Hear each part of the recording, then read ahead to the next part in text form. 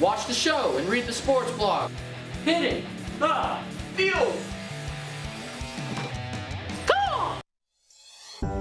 Today, when you have multiple devices at your fingertips, wouldn't it be great if you could run the software you need on all of them? Well, now you can. UCF Apps is a new and innovative way for you to access the applications that you need to get your coursework done from any PC, Mac, tablet, or smartphone. For more information or to give your input on UCF Apps, go to apps.ucf.edu. What are you waiting for? Start using UCF Apps today. What's up? We're back, and I'm here with Alan, Joe, and Fernando.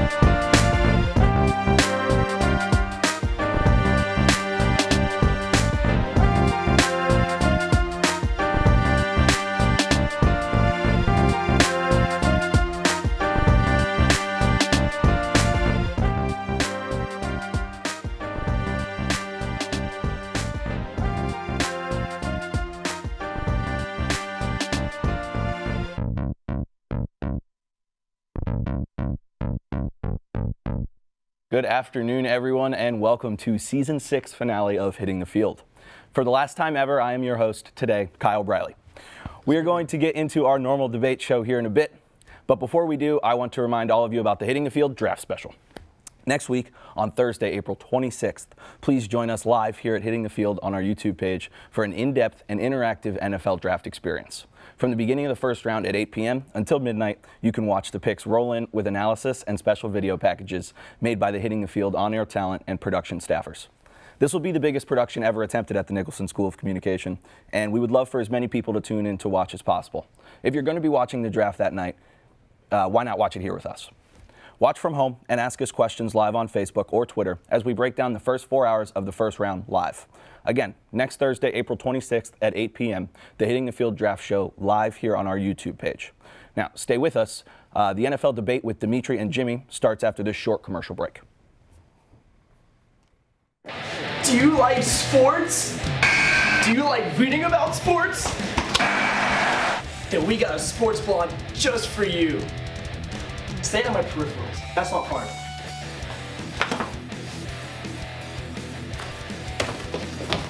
Hitting the field. The first student-run sports blog. For sports fans. By sports fans. See, it's all about the product shot. Where do you want me to stand? Don't talk though. I want them to see the whole. Hitting the field. We cover football. We cover basketball. And so much more. He's out. By sports reporters. And Meech. What up? Watch the show and read the sports blog. Hitting the field. Welcome back to Hitting the Field Season 6 finale. I am pleased to welcome on two of the guys who have been with Hitting the Field from nearly the beginning, Dimitri Zamaris and Jimmy Calhoun. Welcome on, guys. Thank you. Thanks. Now, before we get into the draft talk to set up for our draft show next week, we have to discuss Jarvis Landry's new deal with the Cleveland Browns. Did you guys see this? Did you hear about this? I didn't actually. Could you inform me? The former Miami Dolphins wide receiver cashed out with his new team, striking a 5-year, $75 million contract. Some buzz grew around Cleveland after they added Landry, Carlos Hyde, and Tyrod Taylor in consecutive moves a couple weeks ago. But I feel like this question needs to be brought up. Is Landry worth this kind of money? Jimmy, we're going to get it rolling with you. Not this kind of money. You look at his production with the Dolphins, and I mean, it was good. I mean, he averaged 100 catches a season. He averaged over 1,000 yards. He had 9 touchdowns last season. And it was with Jay Cutler and Ryan Tannehill throwing to him, and with Devontae Parker supposed to be that new star wide receiver coming. And Landry still stole all the targets, catches. But that's top receiver money. That's top 5 receiver money. That's Antonio Brown, Julio Jones, Mike Evans money. Jarvis Landry's not that. I mean, I think he can play outside, and he's a great slot receiver, but he's not Antonio Brown. Yeah, I tend to agree with you. No, I agree with Jimmy. I mean, like Jimmy said, the production is there with Jarvis Landry. A lot of the problem with Jarvis Landry is the perception of him. I feel like, as Jimmy said, he is kind of overrated in the sense that everyone kind of says his name when they talk about elite receivers. But I think his perfect role is as a slot receiver with two, really solid outside receivers in Cleveland. But if you look at it from the Cleveland side, they have $100 million in cap space every year, it feels like. So until they start flipping that and actually getting productive players like through the draft and guys that they end up eventually having to pay anyway, this is kind of just a drop in the bucket to increase the talent on a team that's won one game in the last 32 attempts. Yeah. So, I mean, when you look at it that way, he gives you the upside. He has the Odell connection just in case when Odell comes up for free agency next year, if that becomes a possibility. Absolutely. And, I mean, if you consider him being your third best receiver, if you have a guy like Josh Gordon and Odell eventually, I mean, that's a nice position to be in. Absolutely, but for third best receiver, that's a lot of money. Yeah, exactly. 15 million a year is a lot of money. But I see what you're saying. I just think a lot of times with Jarvis, I feel like it's an effort issue. Like he doesn't want to be out there sometimes, which is. And I'm not sure that going from Miami to Cleveland is going to help that. Yeah, he wants to play on the outside, but he's the best in the slot, so it's kind of a mix. Yeah, Yeah, no, he'll figure it out. Hopefully. Hopefully. All right, now our draft show will obviously only be covering the first round, but obviously a lot of impact players are selected in days 2 and 3 of the draft. So, since they aren't guys we'll be talking about on the 26th and won't be on air to discuss them when they do get selected, we have to figure out this now. Meech, who do you believe are some players that could end up being late round gems this year? So one of the guys that I have down actually is Marcel Aitman. He's a wide receiver out of Oklahoma State. He played next to James Washington while he was there, so he has experience not being the main receiving threat on his team. So, So he has experience being the number 2 guy, which he obviously will be if you bring him in a later round. Sure. But he has the potential and skill set to develop eventually into a number 1. He's a monster in the red zone. Caught, I believe, 10 touchdowns in the red zone just last year alone. He's a big-bodied target that has decent speed at 4.62, but his route running at somebody his size and his age experience, it's crazy that he's not being considered a high first-round pick. No, that was a great pick, and I think before the year started, he was one of the top 10 receivers, coming into the class. I'm going to go with receiver, but out of Penn State, Deshaun Hamilton. Yeah. I think he plays big. Absolutely. Yeah, he plays big in big games. I mean, he has great size, great speed, and then his productivity with, I think he got lost in the shuffle with Saquon Barkley, coming into the draft. Sure. But I just think he'll be a day 1 contributor because a great runner, great route runner, great red zone threat, and I just think I like both those picks, and I do like seeing wide receivers contribute.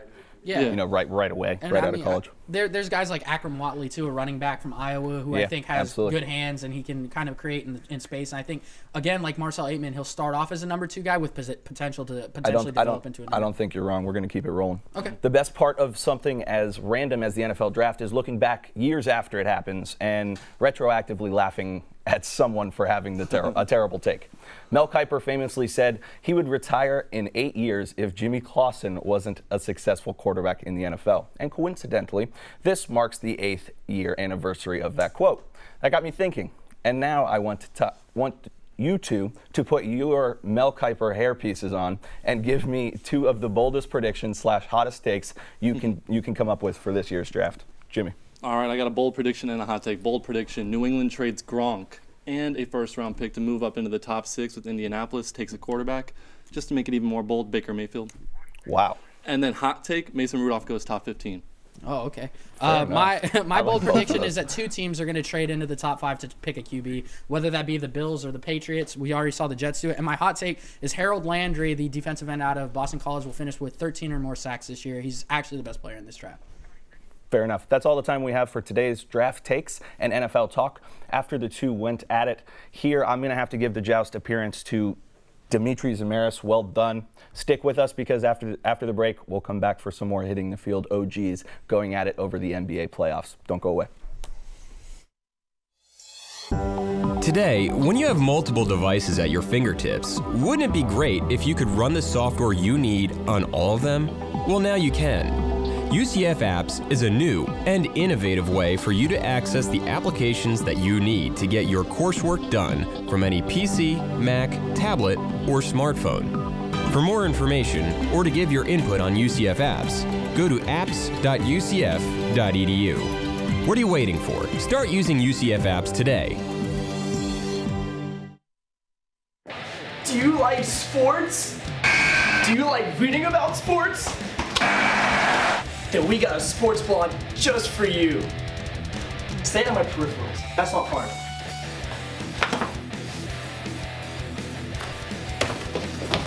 Hitting the field. The first student-run sports blog. For sports fans. By sports fans. See, it's all about the product shot. Where do you want me to stand? Don't talk though. I want them to see the hole. Hitting the field. We cover football. We cover basketball. And so much more. He's out. By sports reporters. And Meech. What up? Watch the show and read the sports blog. Hitting the Field. Today, when you have multiple devices at your fingertips, wouldn't it be great if you could run the software you need on all of them? Well, now you can. UCF Apps is a new and innovative way for you to access the applications that you need to get your coursework done from any PC, Mac, tablet, or smartphone. For more information or to give your input on UCF Apps, go to apps.ucf.edu. What are you waiting for? Start using UCF Apps today. Hey there, and welcome back to Hitting the Field. I'm happy to bring on two of my pals and two fellow HTF seniors, Carl Maximilianard and Christopher Davis. Welcome on, guys. Welcome. Before we get into the NBA playoff talk, I know that you guys are just chomping at the bit to get into it, but we have to discuss some petty behavior you can only get from the National Basketball Association. Donovan Mitchell and Ben Simmons went back and forth last week through reporters, hoodies, and even the internet over who should be the Rookie of the Year.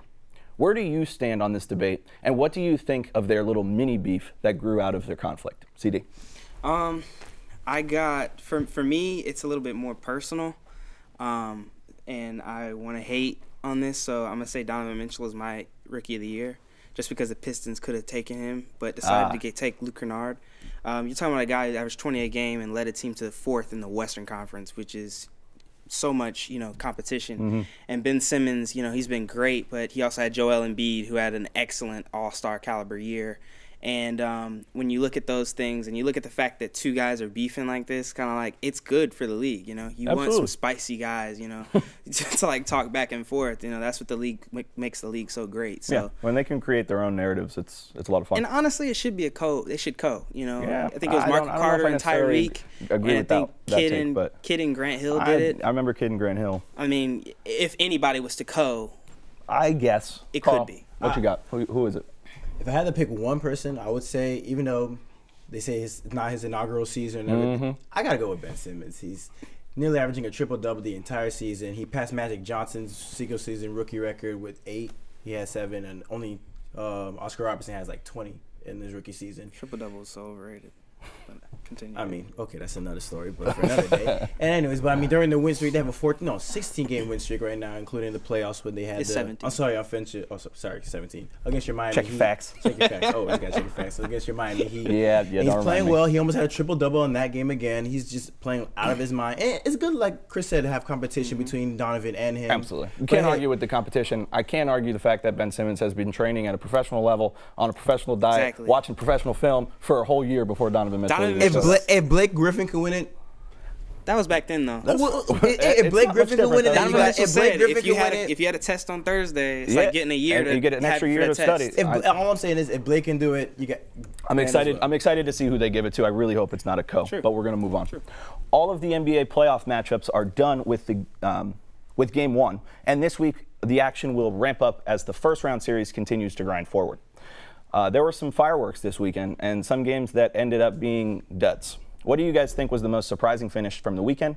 And do you see any other surprises coming out of this first round? Carl Max.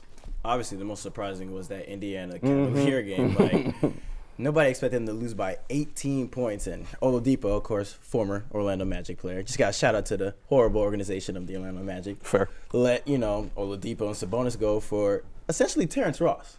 And now Oladipo had 32 in the game, stopped their comeback, and this is definitely the biggest surprise. Absolutely. Chris? It's got to be Pacers, Cavs. you put up 80 points. You know, Love had 9 points. Like, it was just so awful to see, like, J.R. Smith's your second leading scorer. Yeah. They didn't get any help from anybody. Oladipo was just insanely good. I was telling Carl, I was like, y'all literally gave this man up for basically Terrence Ross. For Terrence Ross. This happened in real life. So to see that was amazing to see. And I think it really is going to tell the tale for how they're going to do in the playoffs. Yeah, I think the Cavs are in a little bit of trouble. Exactly. But, Yeah, for sure. But I'm excited to see that series play out. Like we said coming into that last question, where were some fireworks last weekend, and there will likely to continue to be surprises throughout the road to the finals. In classic Hitting the Field fashion, though, I need you guys to look past all of the surprises and upsets, and I need you to tell me right now who is beating who in the NBA Finals and in how many games. CD, get us rolling. I got, as of today, right now, Hot take alert, everyone. Hot take Warriors alert. Sixers. Warriors Sixers. And prior to, like I told you in the back, I was like, prior to, I was like, yo, the Heat are so well coached. I was like, you know, they could get this, you know, they could beat them. But the way I saw them play, with the, you know, without Embiid, it really told me, and seeing what the Cavs weren't able to do, was like, wow, like this thing is really open for them to actually get through this thing. And Yeah, how bad the East has been, they have that. I noticed, you know, JJ Redick out there really leading the squad, It's like freaking amazing. emotionally, and you know, He's like that. a floor general out there. I'm gonna still go with my pre-playoff prediction of Houston and Cleveland. I know it was one bad. I know it was one bad game, but I really don't think LeBron and how he does it in the East. I think he's just gonna turn it up. I think they're gonna go rally around them, and I still think Houston's gonna come out of the West. It's gonna be a tough road for them. They got Minnesota, then they got the winner of the OKC Utah series. It's not gonna be easy for It's not gonna anybody. be easy, but James is in his bag right now. You see him yesterday; he was just balling. Chris Paul didn't even have a good game either, but I think Houston and Cleveland, and I got Houston to 6. Fair enough. It's not LeBron I'm scared of. It's that supporting cast, man. Unfortunately, fortunately, that was some good back and forth, but unfortunately, we have to wrap up the segment.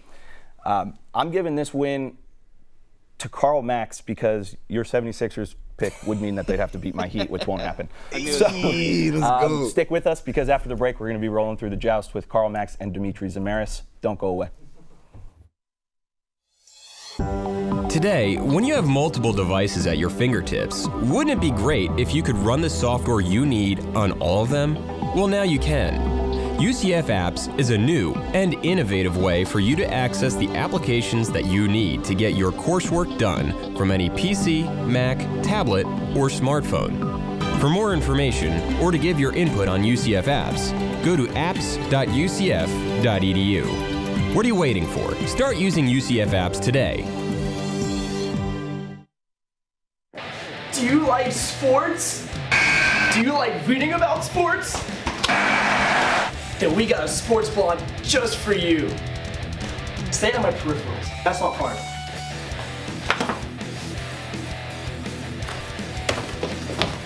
Hitting the field.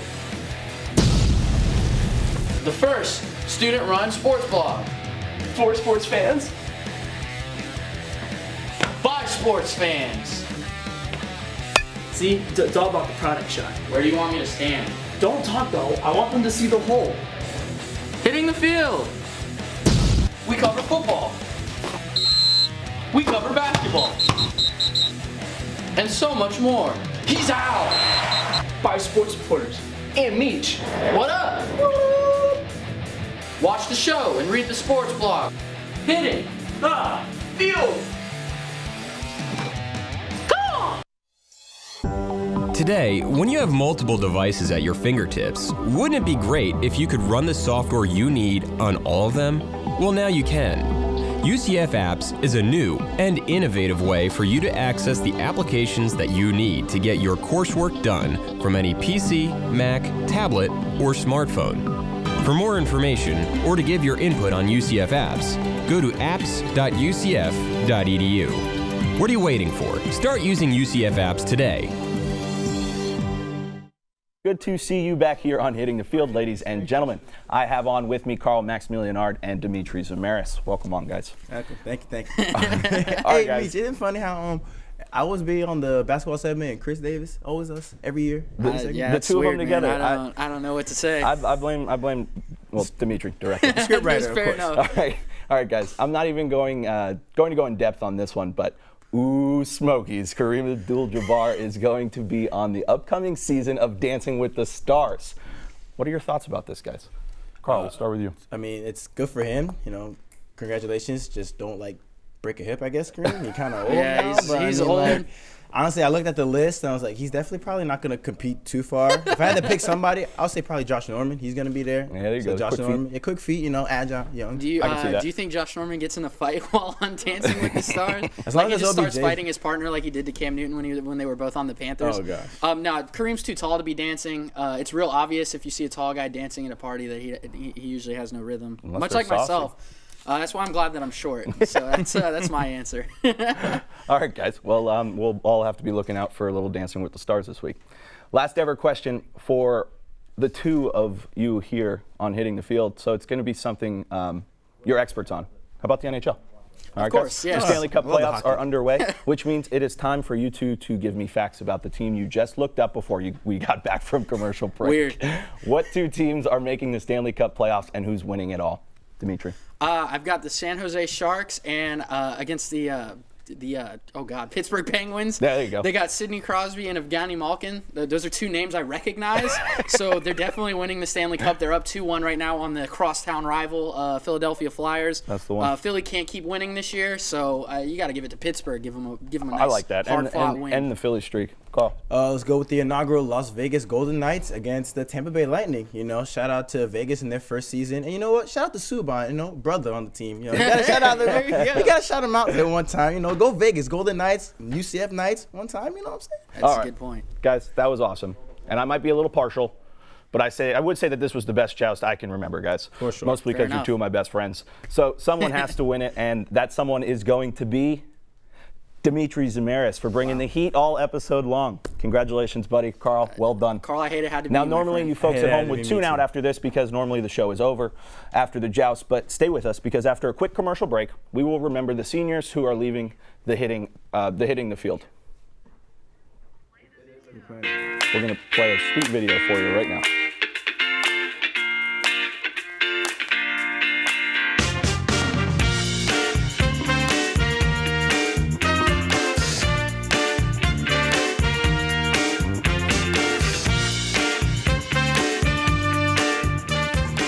Do this mannequin challenge. But that's why you see teams like the Pittsburgh Steelers who go for two almost every single time. They don't trust their kicker, and they figure their high-powered offense with Ben Roethlisberger, Le'Veon Bell, and Antonio Brown will get the job done. So I don't necessarily say that you should get rid of the point after attempt, but kickers, you have one job to do: kick the football.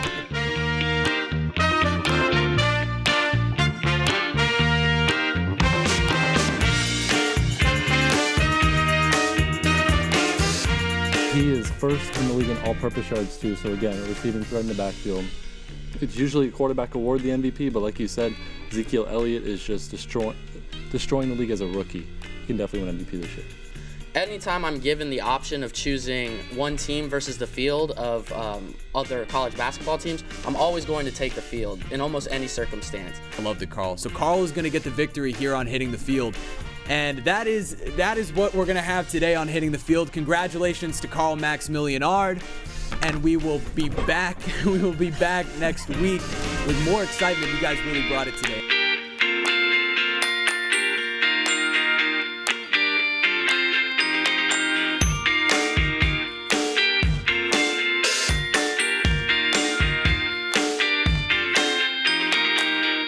Hey, show me a euro, bro.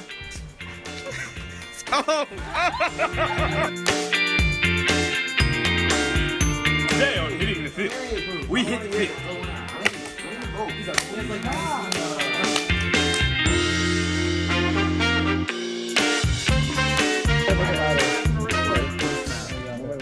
Team on three, team on three. 1, 2, 3, team.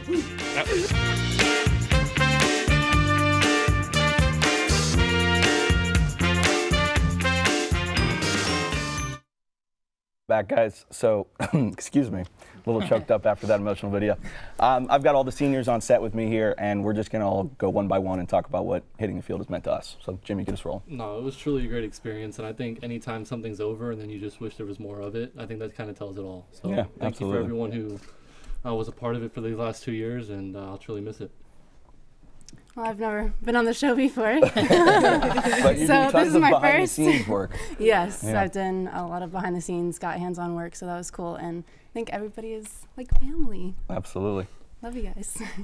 Love you too, Gibbs. It's been 3 great years here on Hitting the Field. It's been a great opportunity for all of us here. I can't wait to see the future of the show, and it's going to be passed down. You guys are in great hands with everyone that's staying on the show. One love, Hitting the Field, family. Absolutely. I just wanted to thank each and every one of you guys for welcoming me in as one of the, I'm more of a newcomer than most of the people up here. So I, just wanted to say thank you from the bottom of my heart and taking me in as one of your own and letting me do something that I so truly love. Yeah, no, I would say the same thing for me. Meeting all you guys has been one of the greatest pleasures of my life. I met my roommate from Hitting the Field, Carl, Chris, Jimmy, Nick, Ben, Tatiana, Gabby, everybody on the production. Like, without you guys, the show wouldn't be what it is today. We worked really hard from when Jeremy kind of got me, Jimmy, and Carl together, and we're like, let's bring back Hitting the Field. Let's make it great. And I feel like I can confidently say that's what we did. And I love all you guys. So yeah, Thanks, man.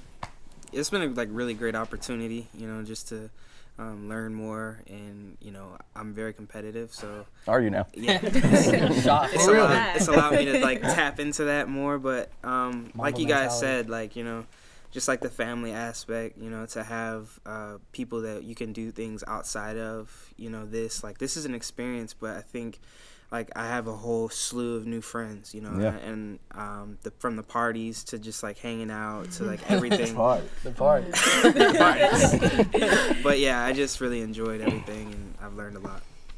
Yeah, I'm kind of a newcomer too, so this being my second season and you guys being so open to just letting me come on and kind of just share what I have to offer. I've also gained some brothers right here, CD. Don't act like you don't love me. And Carl, Nick, everybody, you guys have been awesome to me, and I really appreciate that.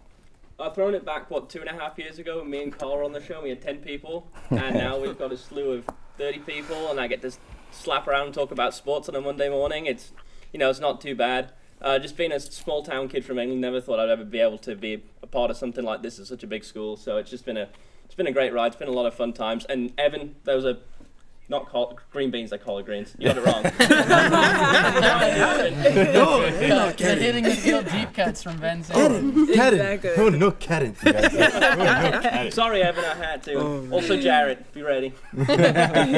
I think what's most special about this show in general, including everybody behind the scenes. Yeah, there's so many people that aren't up here. I know that you don't realize the show would be nothing without each and every one of you. But it's all the memories that we make here on set and everything that we do outside of the studio itself, like our basketball tournaments and just our dumb production meetings and stuff that I wish I could show you right now because we're all such a bunch of goofs. Yeah, and Hitting the Field's going to be part of our college careers forever, and our college careers are going to be part of our lives forever. So it's great. For somebody that's taken not quite as a direct road in my college career, it's been a really nice soft landing spot for me, for somebody that fell on some hard times. But get out of here. No, it's definitely a good way to meet people with different backgrounds and all that kind of stuff. So it's great. It's been a great experience for all of us. I think it's great. Yeah. So anybody watching, this is the place to be. Yeah, if you're a journalism or production student at Nicholson, come to Hitting the Field next year. They could use your help. Or especially on Thursday for our draft show, which I've been plugging shamelessly for 3 weeks. It's going to be great. It's going to be great. I still got one more episode, y'all, so we still going to be out here. Absolutely. Can't get rid of us. That's when the fits are really going to get off. Can't get rid of us quite that easily. Too clean. Exclusive. Y'all ain't ready for it. And guys, Gabby, that video. I got I was gonna say, that was great. Yeah, good job on you. And we got to shout out before we go. We got to shout out, if we were shouting out anybody, we got to shout out Jeremy Taché. I know he's watching. Word. None of this would have been possible without all the work that you put in, man. And the fact that we kept it going is just a testament to how hard you worked and how hard we as a group all worked to keep it alive. And I'm really proud of that more than anything. You throw that back to Connor, Troy, and Josh, and Eric Scott, and all those people who started it and laid the seed for us to grow. Yeah, we wouldn't be here without you guys. So thanks. Love everybody. Love our viewers. We out. Wakanda forever. See you guys.